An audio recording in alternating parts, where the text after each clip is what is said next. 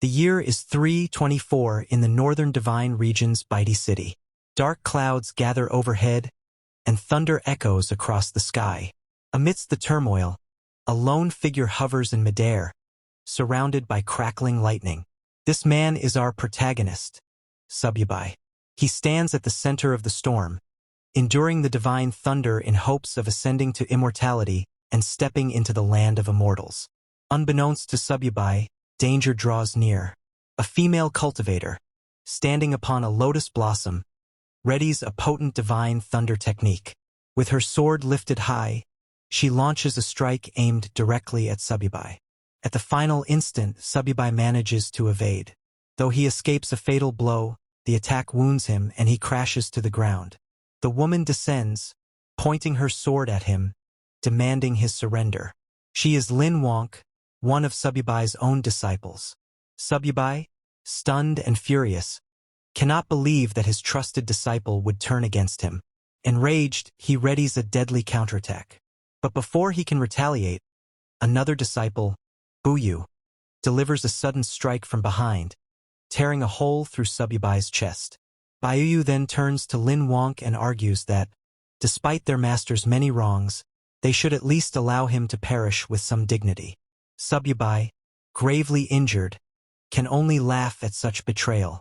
He had never treated his disciples unjustly. How could they commit this against him? Furious, he swears he will not fall alone. If he perishes, he will drag them down with him. Just as he prepares to release another technique, a third disciple named Schwer activates the falling treasure copper coin, slamming Sububai hard into the earth. He lies there helpless, shocked that even Schwer would stand against him. Two other disciples, the eldest and the fifth, are absent, leaving Sububai to wonder about their whereabouts. Schwer commands her master not to resist, blaming him for countless crimes that cannot be forgiven and warning him not to blame anyone else for his fate. Hearing this, Sububai only laughs and asks if they truly believe the false charges against him. But now that they have drawn their blades against him, he cannot forgive them. In desperation, Sububai uses the divine soul's true body law of heaven and earth technique, a self-destruction meant to drag his enemies into death with him. Realizing his intention too late, Lin Wonk and the others rush to stop him. She frantically asks Buyu if their senior brother Heo has a backup plan because the situation has spiraled beyond control. Regardless of their efforts, they fail to prevent the inevitable. Sububai detonates his own soul's true body, obliterating himself, his disciples, and half of the continent in the cataclysmic blast. But that is not the end. When Sububai next opens his eyes, he finds himself in a strange, unfamiliar place. As he tries to make sense of his surroundings, he hears frantic noises outside. Peering through a window, he sees a world overrun by a zombie apocalypse, with people fleeing for their lives as hordes of the undead roam the streets. Realizing he has been reborn, Sububai's thoughts turn back to his traitorous disciples. Why would they betray him? What did they stand to gain? For now, those questions must wait. His priority is to train this new body to its peak, return to the world of immortal cultivation, and make his former disciples pay for what they did. He attempts to gather spiritual energy as he once did. His cultivation had been close to the immortal realm, so if he could just sense the ambient spirit power, he should be able to progress swiftly. Yet, to his shock, he feels nothing. Thinking his body might be too weak, he looks outside again and realizes the truth. This world has no spiritual power at all. Furious, he can hardly believe it. How is this possible?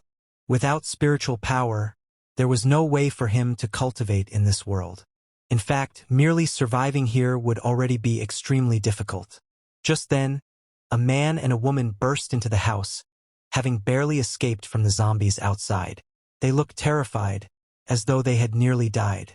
The yellow-haired boy immediately grabs the woman. Another person, possibly named Vertical, tries to stop him, warning that her boyfriend might still be in the house and that it would be bad if they were seen. The yellow-haired boy scoffs, telling her not to worry.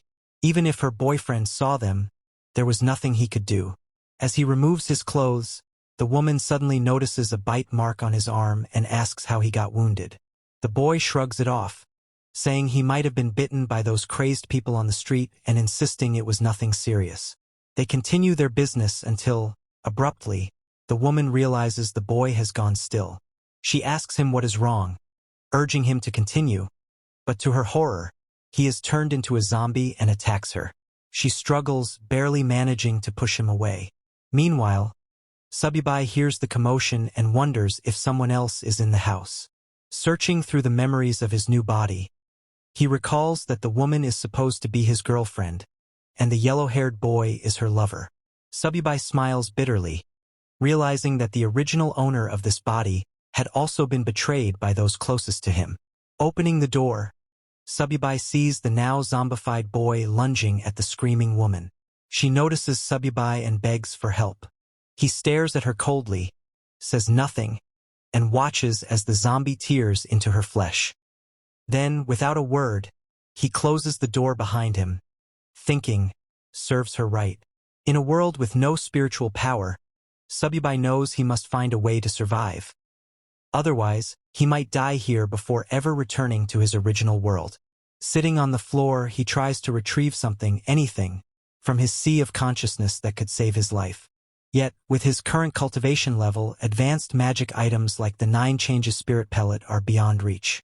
All he can do is rely on luck and hope for the best. Finally, he pulls out a low-level magic weapon, the 10,000 Souls banner. Subibai is disappointed. How could he have ended up with such a low-level magic weapon? He had hoped to retrieve something that could truly save his life in this chaotic world. Just as his frustration peaks, a blue window suddenly appears before him. System prompt. It has been detected that the host has obtained the magic weapon 10,000 Souls banner. The host is now bound to the 10,000 Souls banner system. Current system level 1. Capacity 10 souls. Upgrade requirement to level 2. Hunt down an elementary mutant. Curious, Subibai wonders what sort of system this could be, especially one attached to a mere low-level weapon like the 10,000 Souls banner. As far as he remembered, the banner's only function had been to collect souls. The system then explains that by using the 10,000 Souls banner, he can harvest the souls of the dead, convert their soul power into spiritual power, and feed it back to himself.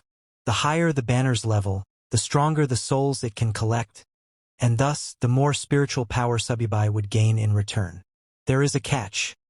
Any person who has been dead for more than 5 minutes will have a soul that completely vanishes, rendering it uncollectible. Subibai smiles. So, it really is possible to transform soul power into spiritual power. Even if this world lacks natural spiritual energy, he realizes that with zombies everywhere, there is no shortage of materials to harvest for cultivation. He remembers the girlfriend who betrayed him and the yellow-haired boy, both now zombies, banging on the door. Subibai opens it, and the 2 zombies lunge at him. He swiftly kills them with the 10,000 Souls banner, but to his surprise, they continue moving even after he attacks. At that moment, he activates the banner's true power, collecting their souls and converting them into spiritual energy. Subibai is amazed to feel a breakthrough in his cultivation almost immediately. After absorbing their souls, he now has 2 controllable souls at his command, and his spiritual power has grown noticeably stronger. He can't help but smile. Despite its humble appearance, the 10,000 Souls banner has proven to be far more powerful than he ever imagined. Sometime later, outside, people were running in all directions, frantically searching for any safe spot to hide. In the midst of this chaos, Subibai was also looking for supplies. His body was still too weak. I can't do much cultivation in this condition, he thought. First, I need to find some supplies, then consider enhancing the 10,000 Souls banner. Suddenly, a group of zombies perched atop a nearby building heard the commotion below. They leaped down into the fleeing crowd. Among them was a plump, blonde-haired woman who panicked upon spotting the zombies heading toward her. In a desperate attempt to save herself, she grabbed another woman from the crowd.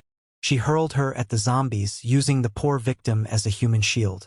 Subibai happened to witness this horrifying act and was shocked to recognize that the woman who'd been thrown to the zombies looked exactly like Lin Wonk. She was one of his disciples who had once betrayed him. Furious and puzzled about her presence here, he quickly summoned the 10,000 Souls banner and killed the zombies attacking her. Lin Wonk gasped with relief, grateful to be rescued. "How did you end up here?" Subibai demanded, glaring at her. "Not long ago you used the Divine Thunder technique on me, forcing me into a wretched state. Now you can't even protect yourself from a handful of low-level monsters."